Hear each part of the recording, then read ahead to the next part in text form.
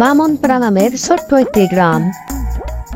সেই গ্রামে বাস করত রবি নামের একটি কৃষক, আর তার স্ত্রী কাকলি তার কৃষিকাজে সাহায্য করত।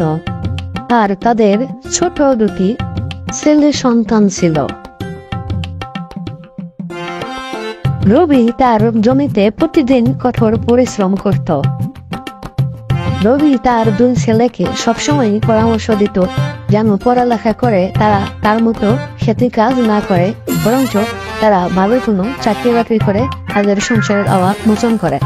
ছেলের পড়ালেখা ভালোভাবে চালানোর জন্য তারা দুজনেই তাদের জমিতে কঠোর পরিশ্রম করে। কিন্তু রবির বয়স বাড়ার সাথে সাথে তার শরীরেও খারাপের দিকে যেতে থাকে। তাই তারা ভালোভাবে তাদের জমিতে চাষাবাদ করতে ব্যর্থ হয় তাদের শারীরিক অসুবিধার জন্য। একদিন রবির দুই ছেলে স্কুল থেকে ফেরার পথে তাদের সামনে একটি গরু দেখতে পায়, আর সেই গরুটির একটি পা ছিল ল্যাংড়া, আর তার সারা শরীরে ছিল আঘাতের চিহ্ন। গরুটি ব্যথায় খুব কাতরাচ্ছিল।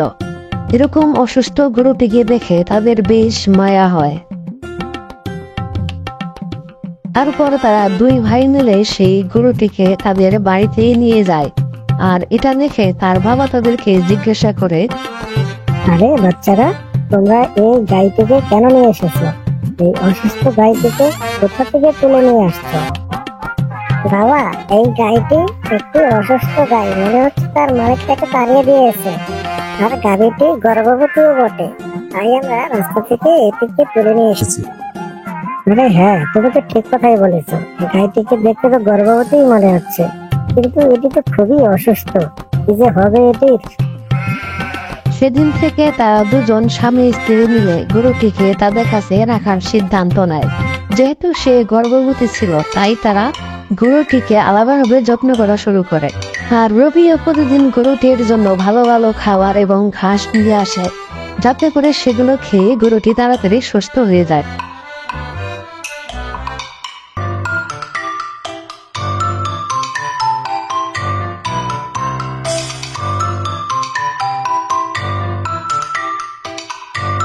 আর অল্প কিছুদিনের মধ্যেই গরুটি ভালো ভালো খাবার খায়, তাতে সে সুস্থ হয়ে যায় এবং একটি সুন্দর বাচ্চা প্রসব করে। সে বাচ্চাটি দেখতে খুবই সুন্দর ছিল। আর রবি ও তার পত্নীর এই গরুর ঘটনা পুরো গ্রাম জানাজানি হয়ে যায়। তখন তার আসল মালিক, যে গরুটিকে সবসময় মারধর করত এবং অসুস্থ করে বাড়ি থেকে বের করে দিয়েছিল, সে তখন সেই খবরটি যাওয়ার পরে রবির বাড়িতে চলে আসে। আর রবির বাড়িতে এসে তখন রবিকে সে বলে, আরে ভাই রবি, এই গাইটি তো আমার গাই। এই গাইটিকে আমি বাড়ি থেকে বের করে দিয়েছিলাম। এই গাইটি তুমি আমাকে দিয়ে দাও, আর বদলে বাছুরটা তুমি রেখে দাও। আরে ভাই সাহেব, আপনি এই কথাটা কিভাবে বলতে পারলেন? গরুটিকে আমার কত কষ্ট করে অসুস্থ থেকে সুস্থ করেছি, তার একটি বাছুর হয়েছে, এটি কিভাবে আমি আপনাদেরকে দিয়ে দেবো বলুন? এটা তো হয় না। কাকলির মুখ থেকে এমন জবাব পেয়ে তার আর কিছু করার থাকে না। সে নিরুপায় হয়ে তখন রবির বাড়ি থেকে চলে যায়।